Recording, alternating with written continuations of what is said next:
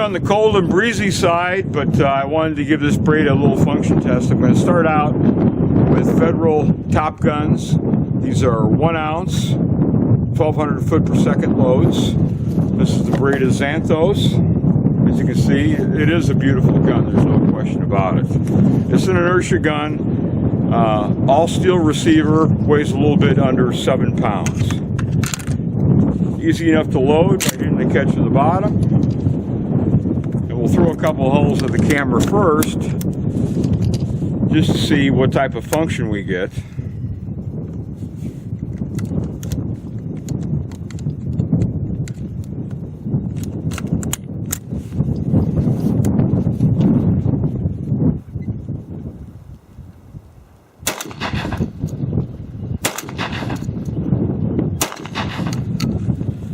Not particularly strong ejection, but nevertheless it is positive ejection. So with 1 ounce, 1200 foot per second loads are pretty good.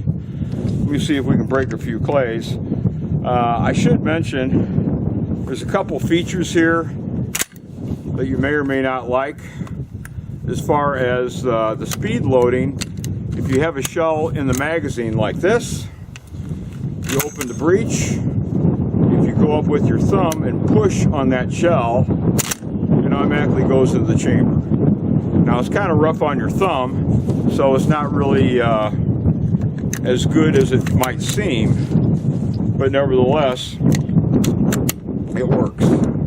The magazine cutoff is just a button on the side, so that works much, much better, because all you have to do is hit the button, jack a cartridge out, nothing will feed from the tubular magazine, and you can throw in a goose load, etc., and quickly reload. Let's see if it breaks anything.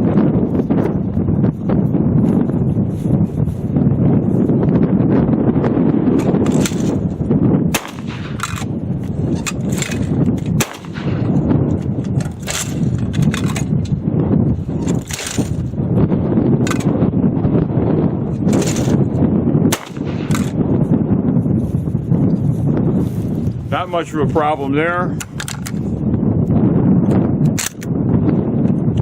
Break a few more, and then we'll switch over to 1 1/8 ounce loads and see what the recoil pulse is like. The shells don't necessarily glide in effortlessly. You've got to line them up a little bit exactly, but you get the hang of it.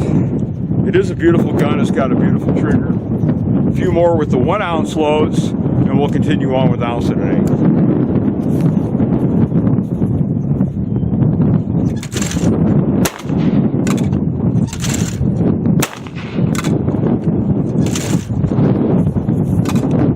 And there we did have a jam up, so when things like this happen, I'm happy to show it to you with a 1 ounce load. Well balanced gun. This has a 30-inch barrel. The chokes are the equivalent of Benelli Cryo Plus. Actually, I have a True Lock Precision Hunter modified screwed in right now. Works just fine. So I'll step it up with 1 1/8 ounce loads. The shells we're using now are B&P F2 Legends 1 1/8 ounce. I believe they're around 1230 foot per second loads. So excellent dove load, excellent clays load. Let's see how they do. They're also pretty blue. Now I wouldn't anticipate any malfunctions whatsoever with 1 1/8 ounce loads, but we'll see.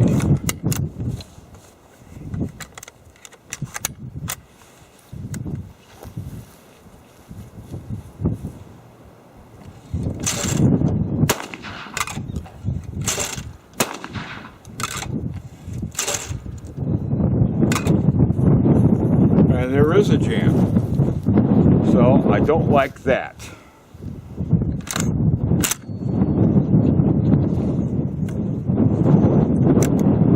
This is not a new-in-the-box gun. This is a demo gun, so the notions of break-in and things like that pretty much go out the window. But the F2s are a quality shell, and it really shouldn't be any function issues.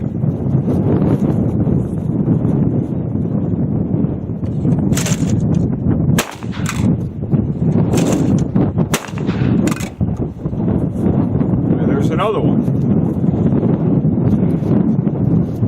So that's the problem. The recoil is a little stiffer as opposed to a gas gun.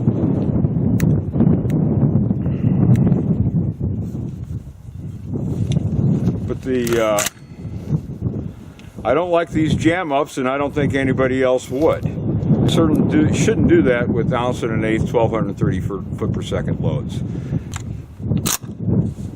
So we'll see how this old B80, which has been to Argentina and about everywhere else that I've shot forever, we'll see how it does with the same loads.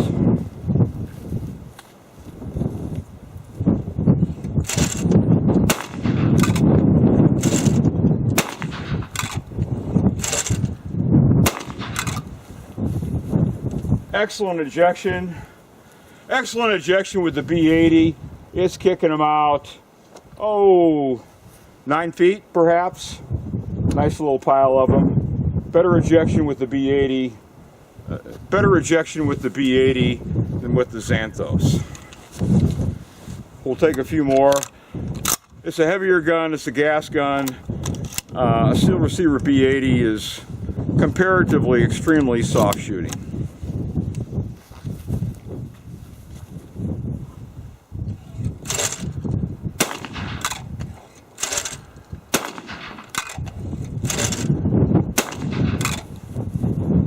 No problem with the B80, as you can imagine. So I'll give it a few more shots with the Xanthos, but based on what I'm doing so far, I can't say the Xanthos is reliable. It's not reliable enough for my taste, and that's a problem. This time we're using Federal Premium Gold Medal loads. These are ounce and an eighth, 1145 feet per second. So really, if a gun won't function properly with a shell like this, I think it's fair to say we've got problems. But let's give it another go.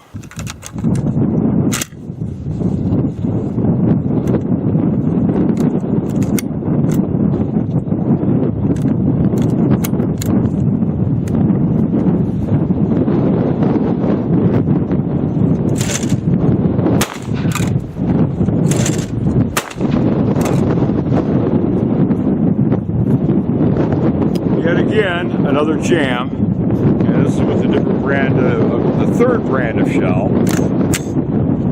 So,